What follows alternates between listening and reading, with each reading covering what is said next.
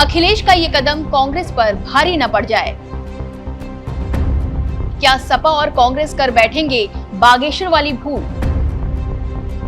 ये सवाल इसलिए क्योंकि यूपी के पूर्व मुख्यमंत्री और समाजवादी पार्टी के अध्यक्ष अखिलेश यादव ने कुछ ऐसा कह दिया है जिससे इंडिया अलायंस को तगड़ा झटका लग सकता है, क्योंकि इसी साल नवंबर-दिसंबर में होने वाले मध्य प्रदेश चुनाव में सपा ने अकेले साइकिल चलाने की ठान ली है और सिरमौर से अपना प्रत्याशी तक मैदान में उतार दिया है।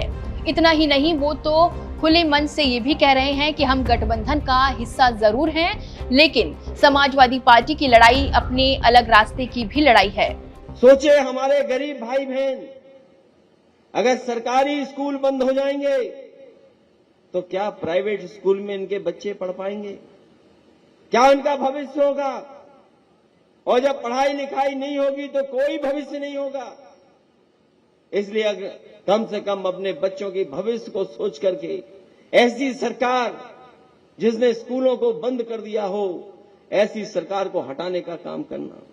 हमसे पत्रकार साथी पूछेंगे कि इंडिया गठबंधन है, तो हाँ, हम स्वीकार करते हैं कि इंडिया गठबंधन है, लेकिन इंडिया गठबंधन के अंदर समाजवादी पार्टी भी है। समाजवादी पार्टी की लड़ाई अपनी अलग रास्ते की लड़ाई भी है। अब इस अलग रास्ते की लड़ाई का एक नमूना हमने उत्तराखंड के बागेश्वर विधानसभा में हुए उपचुनाव के दौरान भी देखा, जहां सपा और कांग्रेस ने साथ नहीं होकर अलग अलग चुनाव लड़ा, जिसका परिणाम ये रहा कि बागेश्वर में बीजेपी प्रत्याशी की जीत हुई और कांग्रेस दूसरे नंबर पर रही।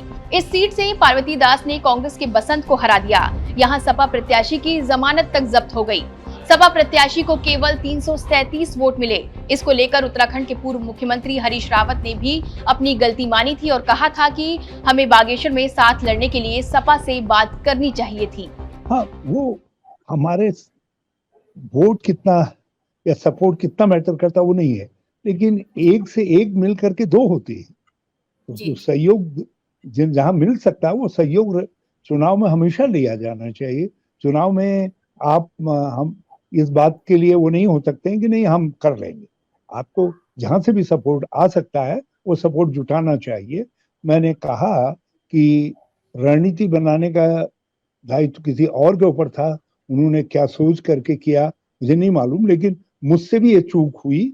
मुझको ये सुझाव भी देना चाहिए था और स्वयं भी पहल करनी चाहिए। वहीं अगर यूपी की घोषी उपचुनाव की अगर बात करें तो यहाँ पर कांग्रेस ने सपा को अपना समर्थन देते हुए अपना प्रत्याशी मैदान में नहीं उतारा था, यानी इंडिया अलायंस ने साथ मिलकर घोषी का चुनाव लड़ा था, जिसका रिजल्ट ये रहा कि घोषी में बम्पर सीटों से सपा की जीत हुई। घोषी उपचुनाव में समाजवादी पार्टी के प्रत्याशी सुधाकर सिंह ने 42,759 वोटों के अंतर से जीत दर्ज की। उन्होंने बीजेपी के दारा सिंह चौहान को हराया। इसको लेकर यूपी के कांग्रेस प्रदेश अध्यक्ष अजय राय ने सपा को निशाने पर भी लिया। ऐसे में सवाल उठ रहा है कि जो गलती इंडिया अलायंस से बागेश्वर में कर दी, कहीं वो गलती मध्य प्रदेश में तो नहीं दोहराई जा रही? आपको क्या लगता है, ये कमेंट कर जरूर बताएं और यूपी उत्तराखंड की तमाम बड़ी अपडेट्स देखते रहें एबीपी गंगा पर।